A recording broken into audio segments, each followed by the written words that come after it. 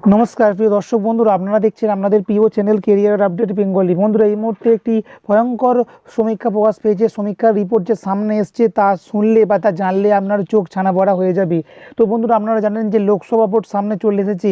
এক দল আরেক দলকে আক্রমণ করছে, এক দল আরেক দলকে বলা যেতে পারে যে নানানভাবে বলা যেতে পারে কুৎসিতভাবে আক্রমণ করছে, এবং কি এক একটা দল এক রকমভাবে প্রতিশ্রুতি দিচ্ছে মানুষকে। তো বন্ধুরা, তো আপনারা জানেন যে পশ্চিমবঙ্গে এই যে একটি ভয়ঙ্কর ঘটনা, তো সন্দেশখালির মতো ঘটনা ঘটে গিয়েছে, যেখানে বলা যেতে পারে যে যেটা নিয়ে শুধুমাত্র পশ্চিমবঙ্গ নয়, পশ্চিমবঙ্গের এই ঘটনার ফলে গোটা ভারতবর্ষেই সমালোচিত হয়েছে শাসক দল। তো তারপর থেকেই সকলেই মনে করছেন যে হয়তো শাসক দল অনেকটা ব্যাকফুটে চলে গিয়েছে, বা লোকসভা ভোটে শাসক দল হয়তো অনেকটা কম পরিমাণ সিট পেতে চলেছে। তো বন্ধুরা, খেলা কিন্তু তা হচ্ছে না, খেলা পুরোপুরি ঘুরে গিয়েছে। এবং সেটা আমি বলছি না, সেটা বলছে সমীক্ষার রিপোর্ট দিয়েছে লোকপোল। তো সেই লোকপোলের যে রিপোর্ট সামনে এসছে, তাতে দেখা যাচ্ছে শাসক দল নয় হয় কেন্দ্রের শাসক দল বিজেপি পশ্চিমবঙ্গে আরও পিছিয়ে পড়তে চলেছে। হ্যাঁ বন্ধুরা, 2021 যে বিধানসভা নির্বাচন হয়েছিল, তো সেই ফল নাকি আরও খারাপ করতে চলেছে বিজেপি। তো বন্ধুরা, ঠিক দেখে নেবো যে এই বিজেপি সরকার এই লোকসভা ভোটে কতগুলো সিট পেতে চলেছেন। তারা কি আদৌ 2019 সালের যে লোকসভা ভোট হয়েছিল সেই ভোটের তুলনায় কি ভালো ফল করবে, না আরও খারাপ ফল করতে চলেছে। তো অবশ্যই সঙ্গে থাকুন এবং শেষ পর্যন্ত দেখতে থাকুন। তো বন্ধুরা, আপনারা জানেন যে অভিষেক বন্দ্যোপাধ্যায় বারবারই বলেছিলেন যে বিজেপির ফল এবারে লোকসভা নির্বাচনে 2021 বিধানসভা নির্বাচনের চেয়েও খারাপ করবে, ভালো ফল করবে রাজ্যের শাসক দল তৃণমূল কংগ্রেস।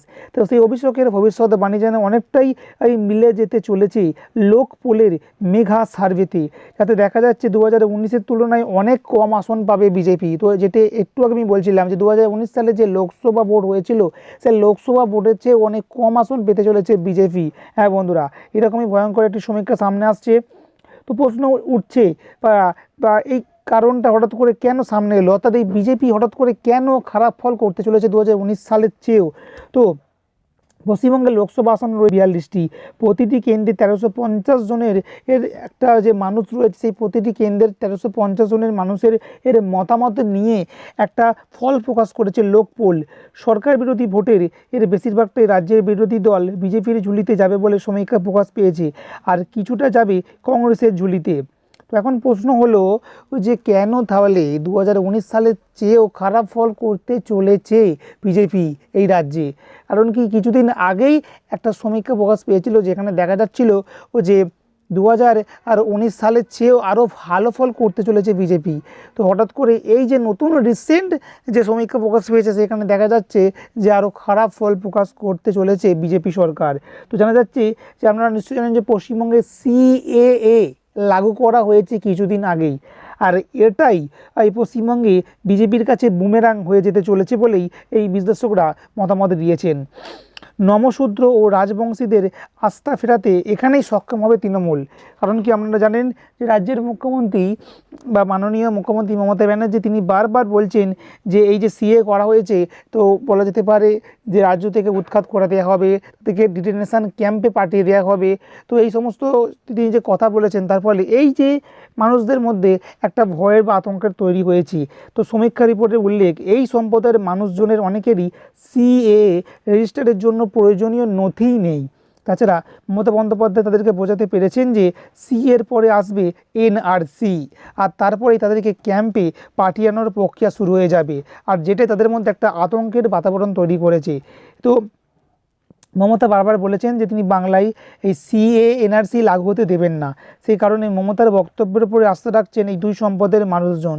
ফলে সিএর কথা বলতে গিয়ে নিজেদের মাটি আলগা করে ফেলেছে বিজেপি। সিএ লাগুর বিষয়টি মুসলিম সম্প্রদায়কেও আরও অনেক সংখ্যাবদ্ধ করেছে। দক্ষিণবঙ্গে যে কারণে সংখ্যালঘু ভোট যাবে সম্পূর্ণ তৃণমূলের ঝুলিতে। মালদা ও উত্তর দিনাজপুরে সংখ্যালঘু ভোট অনেকটাই পাবে কংগ্রেস। আবাস এই মেগা সার্ভেতে রাজ্যে সংগঠন মজবুত না থাকা এবং রাজ্য সরকারের তৎপরতায় বিজেপি সন্দেশখালীর ইস্যুর লাভও ভোটে ঠিকমতো ওঠাতে পারবে না বলে এই সমীক্ষায় প্রকাশ পেয়েছে।